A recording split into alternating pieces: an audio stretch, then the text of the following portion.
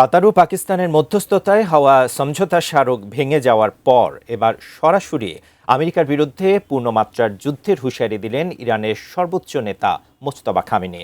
বেসামরিক অবকাঠামোতে মার্কিন হামলার জবাবে ওয়াশিংটনকে কড়া বার্তা দিয়েছে তেহরান ও তাদের প্রতিরোধ ফ্রন্ট। মার্কিন বর্বরতার উদ্দেশ্যে ঠিক কী বলেছেন মোজতবা খামেনি, এ নিয়ে বিস্তারিত জানাচ্ছেন ত্রিবেণী তনু। ইসলামাবাদ চুক্তির পরও ইরানে যুক্তরাষ্ট্রের দফায় দফায় হামলা এবং বেসামরিক অবকাঠামোকে লক্ষ্যবস্তু করার প্রতিবাদে এবার কঠোর হুঁশিয়ারি দিয়েছেন ইরানের নতুন সর্বোচ্চ নেতা মোজতবা খামেনি। চলতি সপ্তাহে ইরান জুড়ে সেতু, রেলপথ ও পানি শোধন প্ল্যান্ট সহ বেসামরিক অবকাঠামোতে হামলার মাত্রা নাটকীয়ভাবে বাড়িয়েছে মার্কিন সেন্টকম জানিয়েছে, মার্কিন প্রেসিডেন্ট ডোনাল্ড ট্রাম্পের নির্দেশনায় ইরানের সামরিক সক্ষমতা হ্রাসে টানা ৮ দিন ধরে এই অভিযান চালানো হচ্ছে।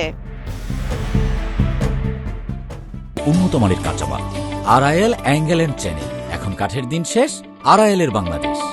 কাতার ভিত্তিক সংবাদ মাধ্যম আল জাজিরা জানিয়েছে, তেহরান এবং তার আঞ্চলিক মিত্রদের হাতে মার্কিন বাহিনীকে অবিস্মরণীয় শিক্ষা ভোগ করতে হবে বলে জানান মোজতবা খামেনি।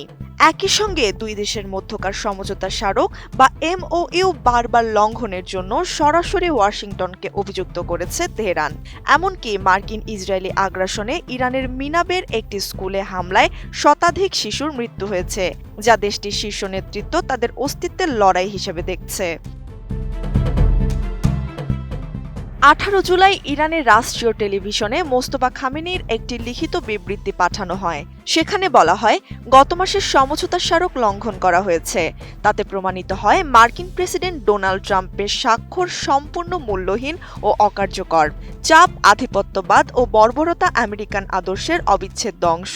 এখন আমেরিকা যেহেতু যুদ্ধ উস্কে দিয়ে আরও বড় মূল্য ও অপমানের শিকার হতে চাইছে, তাই তাদের জানা উচিত যে ইরান এবং তাদের রেজিস্ট্যান্ট ফ্রন্ট যে কোনো পরিস্থিতির জন্য প্রস্তুত। মার্কিন হামলার জবাবে তেহরানও কুয়েতের বেসামরিক অবকাঠামোতে সফল পাল্টা আঘাত এনেছে, যার ফলে কুয়েত কর্তৃপক্ষ বাসিন্দাদের বিদ্যুৎ সাশ্রয়ের আহ্বান জানিয়েছে। মার্কিন বিমান অভিযান অবিলম্বে বন্ধ না হলে ইরান নিজেকে শুধু পাল্টা হামলার মধ্যে সীমাবদ্ধ রাখবে না বলে জানিয়েছেন সর্বোচ্চ নেতার সামরিক উপদেষ্টা মেজর জেনারেল মোহসেন রেজাই।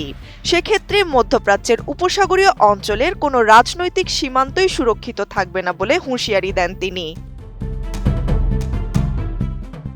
মার্কিন যুক্তরাষ্ট্রের ভেতরেও এই যুদ্ধ অত্যন্ত অজনপ্রিয় এবং এটি সাধারণ আমেরিকানদের ওপর বড় অর্থনৈতিক ক্ষতি ডেকে আনছে।